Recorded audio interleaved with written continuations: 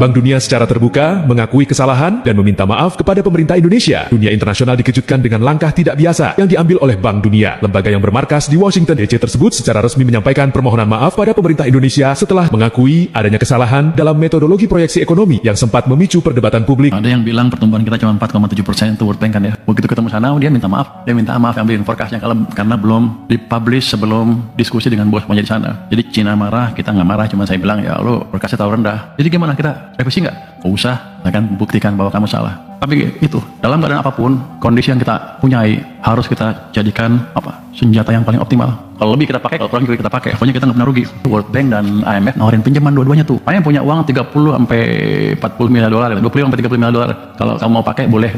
Saya bilang sama dia, sekarang saya belum butuh karena saya sendiri punya persediaan hampir 25 miliar dolar untuk negara kita sendiri. Jadi aman. Wah, mukanya asem. Kalau dia nggak bisa minjemin duit, nggak bisa dapat bunga tuh mereka tuh. Berani banget. Pak Purbaya benar-benar bikin gempar dunia finansial. Siapa sangka Indonesia punya nyali buat bilang enggak ke tawaran triliunan rupiah dari IMF dan World Bank.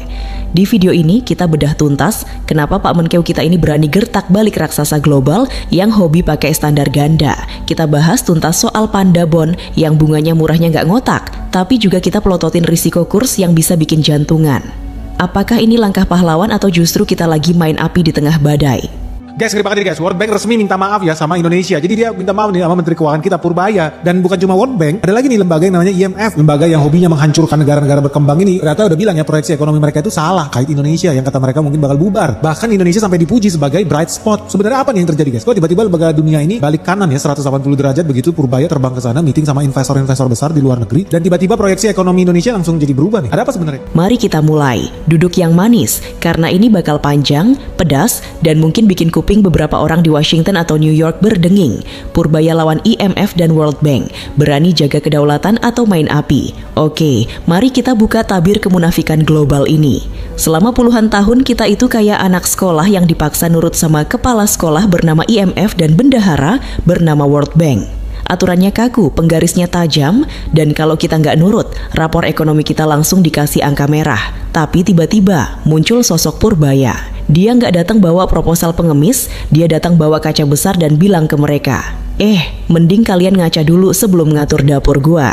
Ini bukan sekadar gaya-gayaan bos, ini gertak balik yang berkelas. Selama ini Indonesia itu diposisikan sebagai pasien yang seolah-olah butuh obat berupa dolar terus-menerus. Padahal kita tahu sendiri, obat dari mereka itu seringnya malah bikin ketergantungan. Purbaya melihat pola basi ini. Dia tahu kalau IMF dan antek-anteknya lagi main drama standar ganda yang udah nggak lucu lagi. Bayangkan, secara aturan main internasional yang mereka buat sendiri, Indonesia itu murid teladan. Rasio utang kita terhadap PDB masih di kisaran 40%, batas aman internasional itu 60%, defisit anggaran kita jaga di bawah 3%.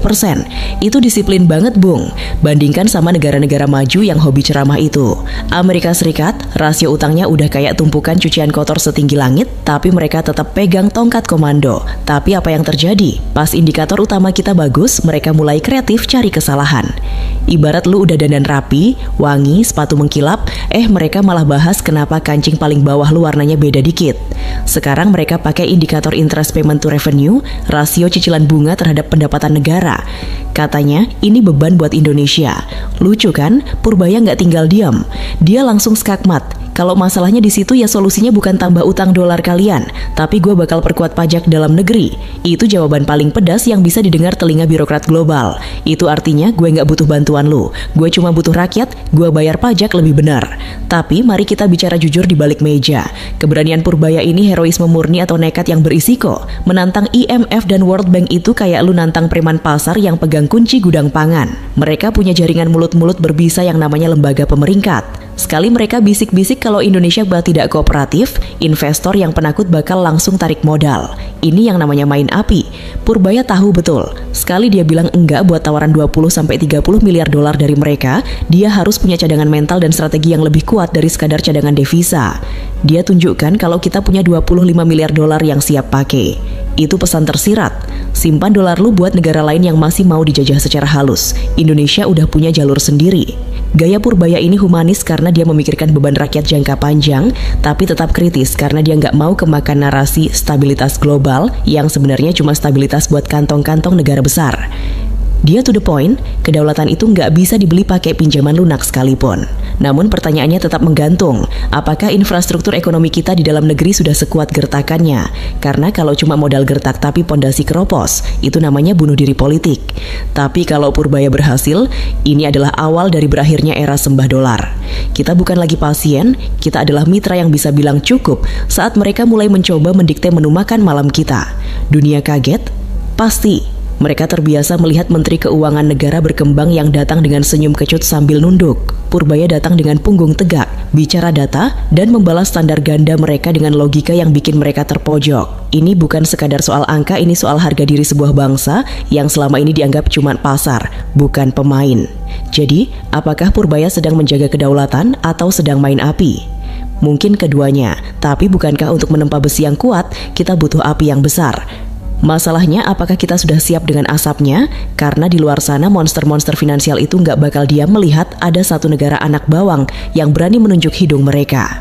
Kita baru saja bahas keberanian Purbaya gertak balik Ndoro-Ndoro di Washington. Sekarang mari kita lihat gimana reaksi para penonton di barisan depan. Para investor dan spekulan pasar yang kerjaannya mantengin layar monitor sambil gigit jari. Strategi cerdas atau sinyal bahaya. Saat investor mulai membaca arah Purbaya. Dengar ya, dunia investasi itu isinya orang-orang paling penakut sekaligus paling serakah di muka bumi. Mereka itu kayak kucing yang gampang kaget. Begitu Purbaya mulai pasang badan dan bilang no ke IMF di grup-grup WhatsApp para manajer investasi global, suasananya langsung panas. Ada yang bilang Purbaya itu jenius, tapi nggak sedikit yang mulai bisik-bisik, ini Indonesia mau jadi pembangkang baru ya? Disinilah letak seninya, atau mungkin ngerinya. Langkah Purbaya menggertak balik lembaga internasional itu dibaca pasar dengan dua kacamata yang beda total. Satu sisi, buat investor yang punya otak jernih, mereka melihat ini sebagai sinyal kemandirian. Purbaya lagi pamer otot kalau Indonesia itu bukan negara lemah yang gampang didikte. Dia menunjukkan kalau fundamental kita kuat. Pesannya jelas, gue nggak butuh utang dolar kalian yang penuh syarat mencekik, karena dapur gue masih berasap. Ini keren? Jelas. Ini menunjukkan kalau risk profile kita sebenarnya rendah karena kita punya harga diri, tapi jangan naif. Di sisi lain ada kelompok investor tradisional yang sudah terbiasa hidup di bawah ketiak IMF. Bagi mereka, IMF dan World Bank itu adalah stempel pengaman. Begitu Purbaya mulai jaga jarak, para investor ini mulai panik. Mereka mikirnya, kalau nanti ada masalah dan Indonesia nggak punya backing dari IMF, siapa yang bakal jamin duit gua? Efeknya apa? Risk premium atau premi risiko bisa dimainkan. Ini taktik kotor mereka, bos. Mereka bakal bilang investasi di Indonesia itu berisiko tinggi, cuman karena kita nggak mau nurut sama standar ganda mereka. Akibatnya mereka bisa seenaknya minta bunga lebih tinggi kalau kita mau pinjam duit di pasar global. Mereka mencoba menghukum keberanian Purbaya dengan menaikkan biaya utang. Tajamkan permainannya. Purbaya tahu betul ada mafia persepsi ini. Dia sadar kalau investor asing bisa saja mulai ragu masuk ke pasar obligasi kita bukan karena ekonomi kita rusak, tapi karena mereka lagi dihasut oleh narasi-narasi negatif dari lembaga yang sakit hati tadi. Ibaratnya, lu nggak mau pinjem duit ke rentenir A, terus si rentenir A ini keliling kampung bilang kalau lu itu orang yang nggak bisa dipercaya. Jahat, tapi itulah realita geopolitik ekonomi. Tapi Purbaya ini tipikal pemain catur, bukan pemain gundu. Dia melihat pasar obligasi kita lagi disudutkan, ya dia nggak tinggal diam. Dia melihat para investor asing mulai sok jual mahal. Ya sudah, Purbaya cari toko lain. Dia nggak terjebak dalam satu pergaulan aja. Dia tahu kalau dia cuma nungguin investor yang nyembah dolar, kita bakal terus diperas. Inilah momen dimana gertakan itu berubah jadi strategi. Purbaya mulai melirik alternatif yang bikin mata barat melotot. Dia nggak mau cuma jadi objek penderita yang harus terus-terusan bayar spread bunga tinggi cuma buat menyenangkan investor yang hobi dengerin bisikan maut lembaga pemeringkat. Dia bilang ke pasar, oke, kalian mau main mahal-mahalan bunga? Silakan. Gue punya pilihan lain yang lebih masuk akal buat dompet rakyat gue. Ini strategi cerdas, tapi sekaligus sinyal bahaya bagi mereka yang selama ini kenyang makan bunga tinggi dari utang Indonesia. Purbaya lagi memutus rantai makan gratis para spekulan global. Namun kita harus kritis juga. Namanya juga gertak balik. Kalau ternyata arus modal keluar, capital outflow, terjadi secara masif karena investor pada baper, Purbaya harus punya cadangan napas yang panjang. Kita nggak bisa cuma menang gaya di panggung tapi dompet kering di belakang panggung. Untungnya Purbaya nggak cuma modal bacot, dia sinkronkan kebijakan suku bunga obligasi dengan inflasi. Ini poin penting yang sering dilewatkan orang awam. Dulu bunga obligasi kita itu kegedean, jauh di atas inflasi. Itu namanya sedekah buat orang kaya dan asing, tapi nyekek likuiditas bank dalam negeri. Purbaya benerin itu, dia bikin bunga yang manusiawi. Kalau investor asing dong nggak mau, ya sudah, silakan angkat kaki, kita cari yang mau diajak kerjasama secara adil. Inilah pertaruhan harga diri versus persepsi pasar. Purbaya lagi narasiin kalau kepercayaan investor itu harusnya dibangun di atas fakta ekonomi yang sehat, bukan di atas kepatuhan buta pada lembaga global. Ini adalah tamparan buat mereka yang selama ini menganggap Indonesia itu cuma follower. Tapi ingat, para raksasa keuangan itu punya ingatan yang tajam dan dendam yang awet. Apakah gertakan Purbaya ini bakal bikin kita makin mandiri, atau justru kita lagi ditarik ke dalam pusaran perang dingin finansial yang lebih gila lagi? Terutama saat Purbaya mulai melirik ke arah timur Tomcom dan ke arah Panda yang lagi nawarin bunga murah. Nah, sekarang kita masuk ke bagian yang paling bikin gerah para penganut fanatik dolar. Purbaya nggak cuma gertak sambal, dia langsung banting setir. Kalau di barat pintunya dikasih palang tinggi dengan bunga mencekik, dia putar balik ke arah timur. Selamat datang di babak Pandabon. Pandabon, jalan pintas hemat bunga atau awal ketergantungan baru. Dengar bos, dalam dunia utang nggak ada yang namanya makan siang gratis. Tapi Purbaya berhasil nemu warung yang harganya jauh lebih masuk akal. Namanya Pandabon, obligasi dalam mata uang yuan yang diterbitkan di pasar Tiongkok. Dan disinilah banyak pengamat yang tadinya sok tahu langsung kena mental. Bayangkan perbandingannya, selama ini kita kayak dipaksa bayar bunga utang ke rentenir global di kisaran 5-7%. Alasannya klasik, risiko negara berkembang, kata mereka. Tapi Purbaya datang ke Tiongkok dan dapat bunga cuma sekitar 2,3%. Ini selisihnya bukan main-main. Ini penghematan triliunan rupiah buat APBN kita. Ini langkah yang kalau di mata emak-emak belanja, namanya cerdas finansial. Ngapain beli barang yang sama di toko yang mahal kalau ada toko sebelah yang kasih diskon lebih dari separuh harga? Secara teknis, ini adalah strategi swinging the rope yang jenius. Purbaya lagi ganti utang yang bunganya beracun dengan utang yang diet rendah kalori. Efeknya, beban bunga kita turun drastis. Rakyat nggak perlu lagi nanggung cicilan bunga yang nggak masuk akal cuma buat nyenengin para spekulan di New York. Ini adalah tamparan keras buat lembaga internasional yang selama ini ngeremehin Indonesia. Purbaya seolah bilang, dunia itu luas, bukan cuma sepetak tanah di Washington. Tapi, mari kita tarik sedikit rem tangan. Di balik angka 2,3% yang menggiurkan itu, ada bayang-bayang besar yang namanya geopolitik. Kritikus mulai berisik, apakah kita keluar dari mulut harimau terus malah masuk ke kandang panda? Ini pertanyaan yang valid, meski kadang dibumbui rasa baper politik. Purbaya lagi melakukan diversifikasi. Dia nggak mau telur kita ditaruh di satu keranjang dolar doang. Selama ini kalau dolar batuk, ekonomi kita langsung demam berdarah. Dengan Pandabon kita mulai melepas ketergantungan itu. Ini langkah berani untuk bilang bahwa Indonesia nggak mau lagi jadi tawanan mata uang satu negara. Ini namanya kemandirian geostrategis. Namun kita jangan naif. Tiongkok itu bukan lembaga amal. Mereka punya kepentingan, kita punya kebutuhan. Yang harus kita waspadai adalah jangan sampai bunga rendah ini jadi jebakan baru kalau kita nggak hati-hati. Purbaya memang jago main catur, tapi dia harus memastikan kalau langkah ini nggak bikin kita kehilangan suara saat ada konflik kepentingan di masa depan. Kritik pedasnya begini, jangan sampai kita bangga bisa nolak dikte dari barat, tapi malah sungkem sama arahan dari timur. Kedaulatan itu bukan soal pindah majikan, tapi soal nggak punya majikan sama sekali. Purbaya harus bisa membuktikan kalau Pandabon ini murni transaksi bisnis yang saling menguntungkan, bukan awal dari penjajahan gaya baru melalui jeratan utang infrastruktur atau perdagangan. Satu lagi yang bikin ngeri-ngeri sedap, defisit dagang kita sama Tiongkok. Kita pinjam duit mereka dalam bentuk yuan, tapi barang-barang mereka juga membanjiri pasar kita. Kalau nggak seimbang, ini bisa jadi bumerang. Purbaya harus memastikan yuan yang kita pinjam itu dipakai buat sesuatu yang produktif, bukan cuma buat nutupin lubang-lubang bocor di dalam negeri. Ini adalah perjudian tingkat tinggi. Purbaya lagi jalan di atas tali tipis antara penghematan anggaran dan risiko kedaulatan. Dia menunjukkan kalau Indonesia punya nyali buat main di dua kaki. Tapi ingat, kalau jalannya nggak stabil, talinya bisa mutus. Dan kalau putus, yang jatuh bukan cuma Purbaya, tapi satu negara. Jadi Pandabon ini jalan pintas yang cerdas? Iya, secara angka ini mutlak menang. Tapi apakah ini awal ketergantungan baru? Jawabannya ada di tangan Purbaya. Seberapa kuat dia menjaga jarak aman biar nggak didekap terlalu erat sama si Panda. Karena kalau udah didekap, lepasnya bakal lebih susah daripada sekadar gertak balik IMF. Tapi tunggu dulu, bicara soal bunga rendah itu baru satu sisi mata uang. Masih ada sisi gelap yang lebih teknis dan bisa bikin pusing 7 keliling, risiko kurs dan ilusi solusi. Jangan sampai bunganya kecil, tapi pas bayar cicilan, harganya jadi selangit gara-gara rupiah kita keok. Oke, simpan dulu euforia angka 2,3% tadi. Sekarang kita masuk ke ruang mesin, tempat di mana oli panas dan kabel-kabel rumit berada.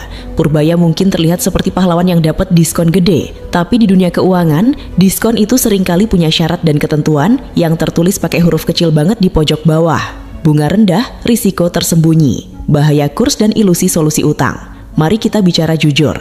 Memindahkan utang dari bunga tinggi ke bunga rendah itu kedengarannya simpel, kayak mindahin saldo OVO ke GoPay. Tapi kenyataannya, ini bukan cuma soal angka di atas kertas, bos.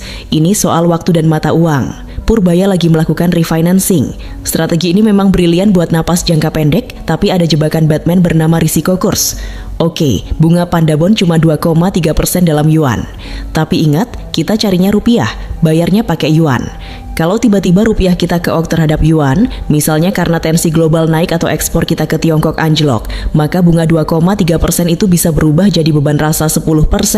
Inilah yang saya sebut sebagai ilusi solusi. Kalau Purbaya nggak hati-hati menjaga stabilitas nilai tukar, penghematan triliunan rupiah yang dia banggakan tadi bisa menguap dalam semalam cuma gara-gara fluktuasi kurs. Kita nggak mau kan gaya-gayaan hemat bunga, tapi pas jatuh tempo, jumlah pokok utangnya membengkak gara-gara rupiah kita jadi remah-remah kerupuk di hadapan yuan. Lalu ada masalah timing pasar. Melakukan swinging the rope atau mengganti utang lama ke utang baru itu butuh momentum yang pas. Kalau Purbaya salah baca angin, biaya transaksinya alias refinancing cost bisa bikin strategi ini jadi impas atau malah rugi. Belum lagi soal likuiditas. Oke, kita punya cadangan devisa 25 miliar dolar yang dia pamerin ke IMF itu. Tapi ingat, devisa itu bukan duit jajan yang bisa dipakai sembarangan. Itu adalah benteng terakhir pertahanan moneter kita. Kritik pedasnya begini, jangan sampai strategi Purbaya ini cuma jadi kosmetik fiskal. Kelihatan cantik di laporan tahunan karena beban bunga turun, tapi sebenarnya risiko di bawah permukaan makin numpuk kayak cucian kotor. Memindahkan utang dari dolar ke yuan itu memang diversifikasi, tapi kalau cuma pindah lubang tanpa benerin cara kita cari duit, pendapatan negara, ya sama aja bohong. Kita harus tanya, sejauh mana koordinasi Purbaya dengan Bank Indonesia? Jangan sampai Purbaya di fiskal lagi asyik main tali. Di moneter likuiditasnya malah kering karena terserap buat jaga stabilitas kurs. Sinkronisasi ini harganya mahal, Bung. Jangan sampai terjadi ego sektoral di mana Menkeu mau bunga rendah tapi BI terpaksa naikin suku bunga buat nahan modal asing nggak kabur. Kalau itu terjadi, yang bonyok ya sektor real, alias pengusaha dan rakyat kecil yang mau minjem duit ke bank. Purbaya memang cerdas, dia sinkronkan suku bunga obligasi dengan inflasi. Ini bagus, biar nggak ada spread kegedean yang dimakan spekulan. Tapi dia juga harus jujur bahwa utang tetaplah utang. Mau bunganya 0% sekalipun, kalau nggak dibayar ya jadi masalah. Strategi menggertak balik dunia internasional ini harus dibarengi dengan manajemen risiko yang luar biasa ketat. Jangan sampai kita terjebak dalam rasa aman palsu. Bunga rendah itu bukan tiket gratis buat foya-foya anggaran. Ini cuma napas tambahan. Masalah utamanya tetap gimana cara kita bayar pokoknya. Dan yang lebih penting, gimana cara kita berhenti bergantung sama utang, mau itu dari barat, timur, atau kutub utara sekalipun. Karena pada akhirnya sekuat apapun Purbaya melawan monster di luar sana, musuh yang sebenarnya ada di dalam rumah kita sendiri. Inefisiensi, korupsi anggaran, dan rendahnya rasio pajak kita adalah penyakit kronis yang nggak bisa sembuh cuma pakai Pandabon. Siapkan mental, karena di bagian penutup ini kita nggak bakal pakai pemanis buatan. Kita sudah bahas gimana Purbaya jadi singa di panggung internasional gertak IMF dan main mata sama panda. Tapi sekarang, mari kita tarik kamera lebih dekat, masuk ke dapur sendiri, dan lihat apakah lantainya sudah dipel atau cuma ditutup karpet mahal. Bagian 5, berani lawan dunia, tapi siap benahi dalam negeri. Ini adalah momen pembuktian. Lawan IMF itu gampang buat dapat tepuk tangan netizen, tapi lawan inefisiensi birokrasi dan mentalitas proyekan di dalam negeri, itu baru pahlawan yang sebenarnya. Purbaya memang berani bilang no ke pinjaman 30 miliar dolar dari asing, tapi berani nggak dia bilang no ke pemborosan belanja kementerian yang sering nggak jelas juntrungannya. Mari kita bedah narasi favorit Purbaya, rasio pajak. Dia bilang solusi dari tekanan bunga adalah memperkuat penerimaan negara. Oke Pak, kami setuju. Tapi masalahnya, rasio pajak kita itu masih stunting kalau dibandingin sama potensi ekonomi kita yang katanya raksasa. Kita ini negara G20, tapi rasio pajaknya masih sering kejar-kejaran sama negara yang jauh lebih kecil. Kritik pedasnya, Jangan sampai yang diperkuat cuma tekanan ke wajib pajak yang itu-itu saja.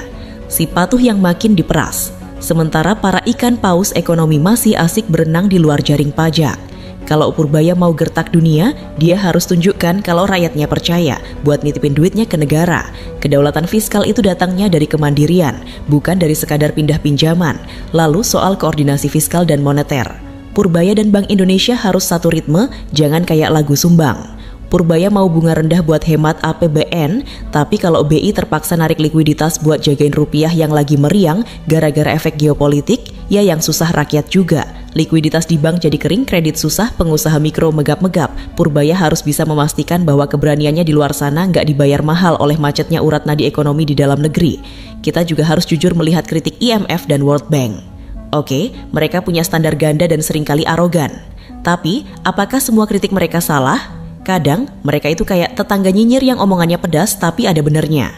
Misalnya soal efisiensi subsidi atau kualitas belanja modal kita. Purbaya jangan sampai terlalu asyik main narasi heroik versus global sampai menutup telinga dari saran yang sebenarnya valid buat kesehatan ekonomi jangka panjang. Ingat bos, gertakan itu ada masa berlakunya. Dunia bakal terus memantau apakah setelah nolak dolar, Indonesia bisa beneran mandiri. Atau jangan-jangan nanti kita malah balik lagi sambil bawa mangkok yang lebih gede. Karena manajemen domestikan kita berantakan, itu bakal jadi tragedi komedi paling pahit sepanjang sejarah ekonomi kita. Purbaya sudah mengambil langkah cerdas dengan tax ratio dan penghematan bunga. Tapi ini baru babak awal. Musuh terbesar Purbaya bukan IMF, bukan World Bank, dan bukan juga Tiongkok. Musuh terbesarnya adalah waktu dan konsistensi. Bisakah dia menjaga inflasi tetap rendah sambil memacu pertumbuhan? Bisakah dia narik pajak tanpa bikin daya beli rakyat pingsan? Dan bisakah dia memastikan setiap rupiah yang dihemat dari Panda Bond itu beneran masuk ke proyek yang bikin rakyat kenyang, bukan cuma masuk ke kantong para pemburu rente? Kesimpulannya, kita dukung Purbaya tegakkan kepala di depan asing itu harga diri bangsa. Tapi kita juga bakal jadi orang pertama yang teriak kalau ternyata di dalam negeri, fundamental ekonomi kita cuma dipoles pakai bedak tipis buat nutupi jerawat masalah yang meradang. Berani lawan dunia itu keren, tapi berani benerin rumah sendiri itu baru namanya kedaulatan sejati. Indonesia bukan lagi pasien internasional, tapi Indonesia harus membuktikan kalau kita adalah atlet yang kuat. Bukan cuma sekadar penonton yang jago teriak dari pinggir lapangan. Selesai sudah bedah tuntas narasi koboi fiskal kita. Bagaimana? Apakah Anda siap melihat langkah Purbaya selanjutnya? Atau justru Anda punya analisis tandingan soal risiko di balik keberanian ini? Mari kita kawal terus dompet negara ini sebelum benar-benar jadi permainan para elit global.